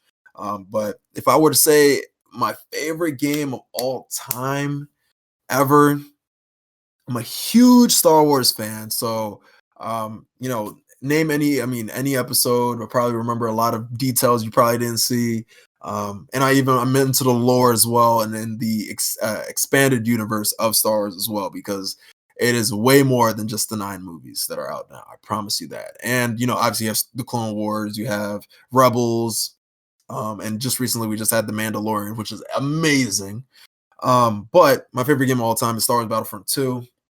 It's just an amazing game. Probably one of the best AI that I played with as a kid. And honestly, right next to it, I'll say is the Lego Star Wars series as well, because it was just so fun playing those games, especially with my little brother, who I gave like an introductory to video games as well, growing up, playing those games 2-player. And I feel like nowadays games aren't as interactive. Like you can't go over your friend's house and play the PS5 together. You know what I'm saying? Like now you have to like have separate PS5s and play from a distance. Like split screen used to be the time of my life. But yeah, those are my favorite games growing up, and gaming has been, a big part of my life. I still do it to this day. I currently actually have like pretty much all the new consoles, which is really amazing because I never had that opportunity growing up as a kid. It's like PlayStation or Xbox. Always pick PlayStation. I've been biased. I love my PlayStation. And I've had pretty much all the generations leading up to now. But I've just recently dipped into the Xbox realm, getting the Series S, and it is actually not that bad because there were some games I missed out on, like Halo and Gears of War. But yeah, That's awesome. Truthfully, I'm gonna keep it 1,000 with you. You opened up a Sega Genesis hard. I had never even touched one before. wow. I got it. I would say I'm not really like a video gamer like most people are. Like I started with sports games. My mom got me a PS2. I had a Game Boy Color, Oh, I and forgot handhelds. I wasn't even thinking about yeah, that. Yeah. had a Game Boy Color to start me out. Then I got a PS2, so nothing before that, and then before those two at least.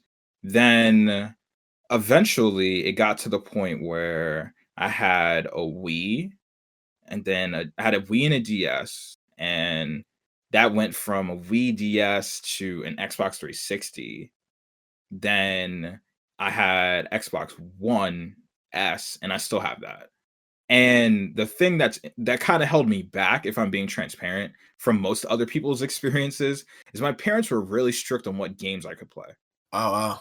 Like, if that game said T on it and I was not You were not 18, 13. I was not playing it. This is Peggy 18. You are not Yeah. 18. You are not playing this game. It like was not happening. So Right. like most people had played COD kind of earlier on. I mean, I did get to play Battlefront 2 only at my cousin's house when I was like 10, but I wasn't allowed to have They it. let you slide with your cousin. Yeah, with the cousins, you know what I'm saying? But I wasn't allowed to have it. I didn't Too play much violence. Exactly. I didn't play any GTA until I was like literally 18 years old. No freaking way, man. I I'm played dead serious. GTA. I played San Andreas. I played 3. I played Yeah. I was late to the party in every way. And the thing that really kind of turned it around was this beautiful sequence of events that led to me playing Pokemon. And I think love Pokemon more than most people in my age group for the people who got into it, because I get in really late. Like I got Right. in when the DS games came out. That's when I got in, because my parents didn't want me playing that either, and it took a lot of convincing for me to let me play. And legitimately, the second I started playing Pokemon, I was like, I love video games more than anything else, right?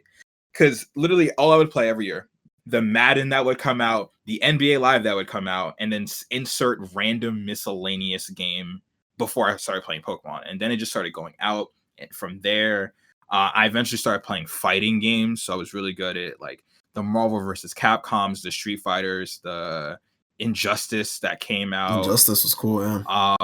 I got really good at those. And like then I really have fond memories of like the Mario Galaxy games and just stuff like that. The Wii was like amazing for me because I was like on that Nintendo path ever since I had that Game Boy Color for the first time. Right. But yeah, Pokemon was everything. You know what I mean? Because literally growing up, it was like I would play like NFL Street 2 and 3 like all day long and not get bored. But that was it, because my parents legitimately like, if it says E, you can play. If it's anything older than that, you cannot play. No, illegal. Exactly. And like here's like 6-year-olds playing San Andreas with strippers. You know what I'm saying? Right? No, for real, bro. It was is wild. a wild dichotomy. But yeah, man. And I mean, to say I play video games right now is like patently false, because I literally just play Pokemon still. Like I'm doing like a Nuzlocke with one of my friends in like older games. So we started with Platinum and now we're on Black 2. I tried Valorant. I'm just cheeks at it. Just so bad at it. Allie and I played Stardew Valley. That was amazing. Stardew Valley is cool. Yeah, I had a friend recommend it. It's kind of like a platformer game like Terraria. It's like a third person. Think of it like a third person Minecraft sort of. Yeah. But it's nice. I really like it. Like Allie and I played that, and the first time I played that, I was like, oh, I never want to play anything else again. Like I just want to keep playing and keep playing and keep playing.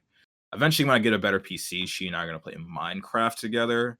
Because my PC is old, if it cannot handle Valorant at all in practice rounds, it cannot under any circumstances try to load anything in Minecraft without sounding like an aircraft carrier. You know what I'm saying? Right. Yeah. So fans. Gotta save up for a better specifically. Get a desktop. Gaming. Desktop. No, I don't have a spot for it. I don't make a spot for it. You got you on a desk right now, right? Use that desk. I mean, technically, but like the thing is, like, this is where I'm at right now is my work desk. So I'd have to clear out everything in my work spot to make room for the desktop, and then my surge protector will literally die.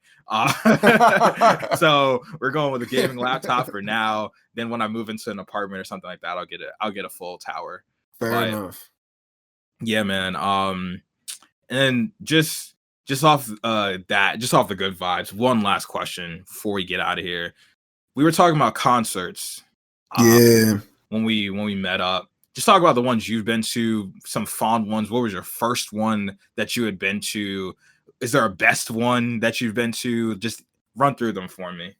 I honestly was not a concert goer till a couple years ago, actually, in college. I hadn't really seen many famous people growing up. Just because, I just didn't have that opportunity. My parents weren't too fond of concerts. They're like, stay in school, focus on school. Don't worry about these celebrities and all that, right? And And so I really didn't see many famous people, but some of my favorites definitely.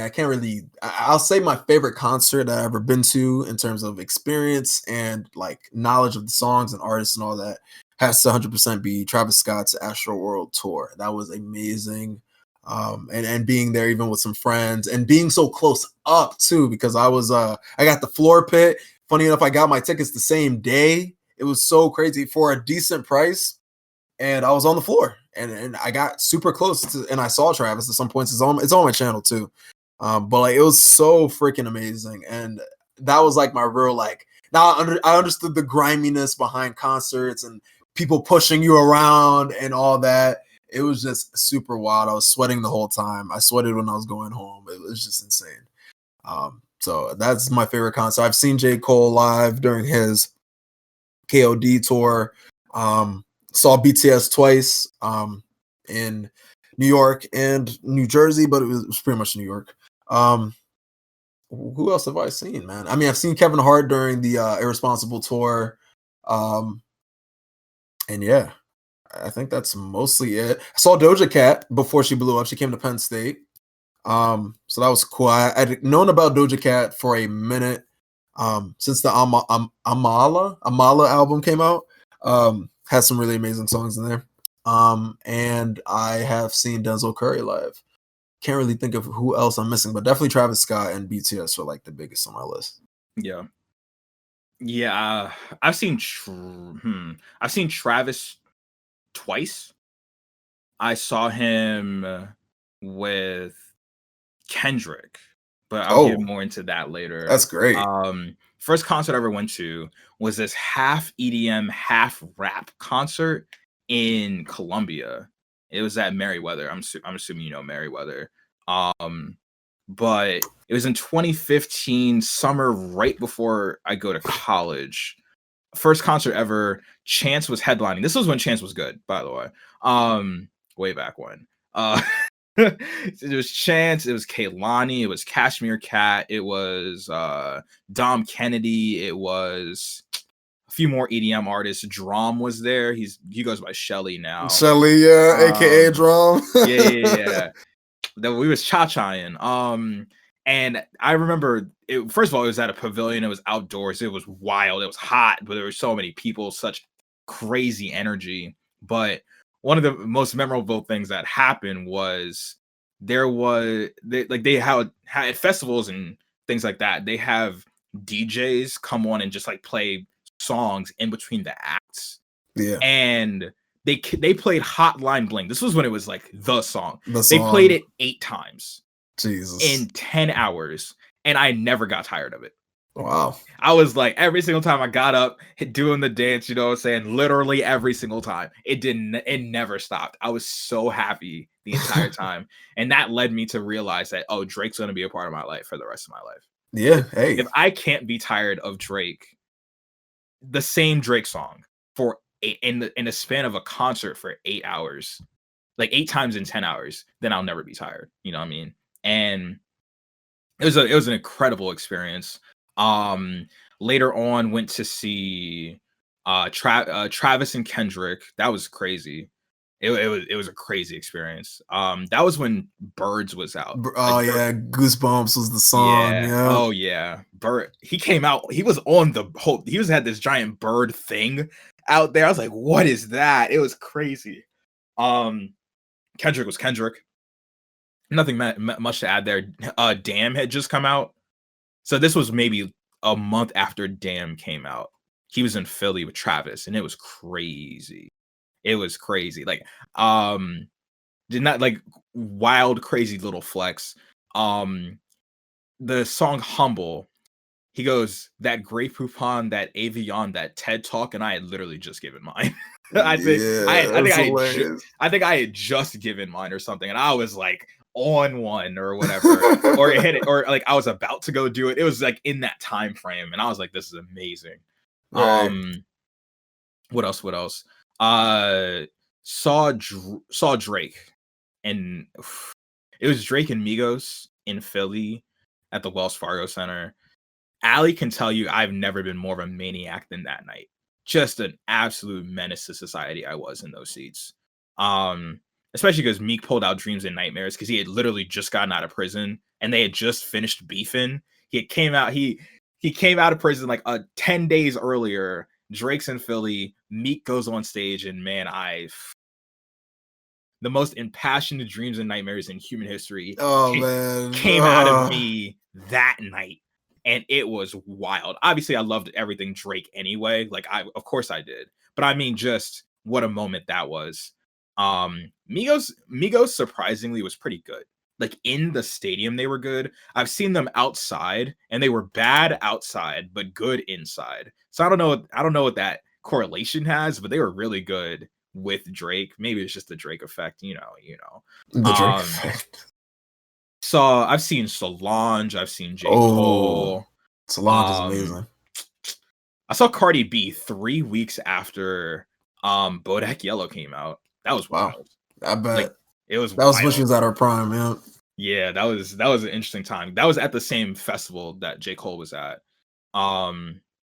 And yeah, I mean, I don't think I've been to the most recent concert I went to was Astroworld in Philly, and that was wild.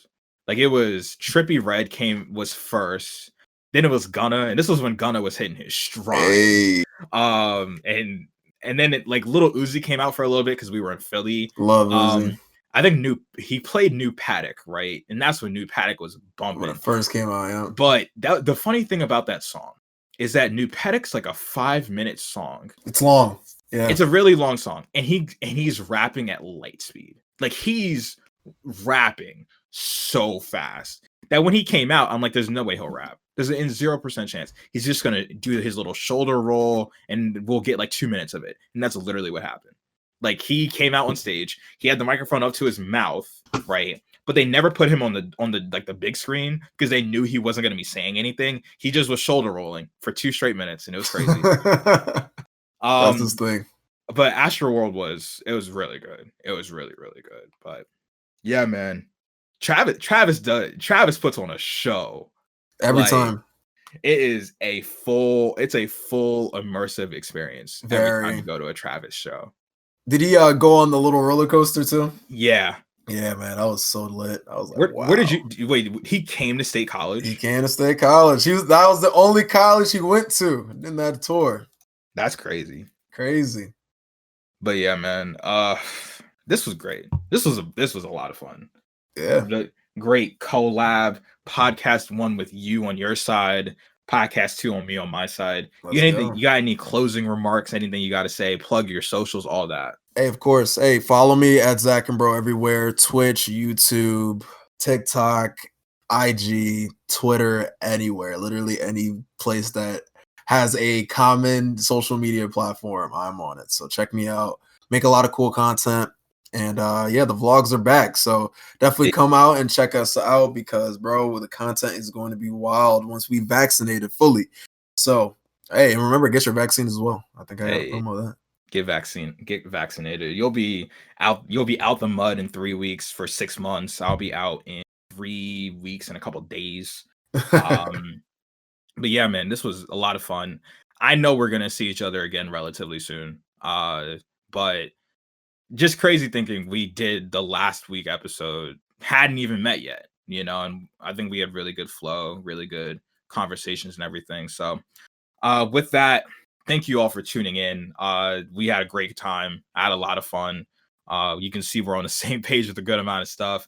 Talked about some important things, but like you said, get vaccinated, stay safe, throw the masks on, please. Just we're double up there. too while you at it. Yeah, double up. We're almost there. We're so close. We're so close. And J&J was like, no. And I'm like, damn. But it'd be like that sometimes. The CDC said no. But hey, if you're listening, please stay safe. Please take care of yourselves.